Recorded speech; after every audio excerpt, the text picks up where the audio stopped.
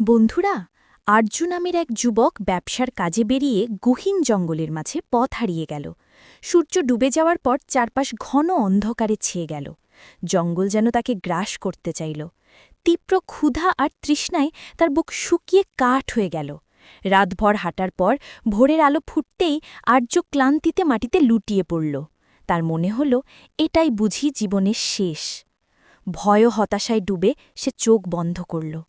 তখনই তার বাবার একটি কথা মনে পড়ল, বিপদের সময় আল্লাহর ওপর বিশ্বাস হারিও না। আরজু উঠে দাঁড়াল এবং সে দুই হাত তুলে আল্লাহর কাছে আকুতি জানাল। সে বাঁচুক বা না বাঁচুক, তার এই সুন্দর জীবনের জন্য, প্রতিটি শ্বাস প্রশ্বাসের জন্য আরজু অন্তর থেকে আল্লাহর নিকট কৃতজ্ঞতা জানাল। সে বলল, হে আল্লাহ, আমার তাকদিরে যা আছে আমি তাতেই সন্তুষ্ট। ঠিক তখনই সে তার ডান দিকে পাতার আড়াল থেকে ঝিরঝির শব্দ শুনতে পেল।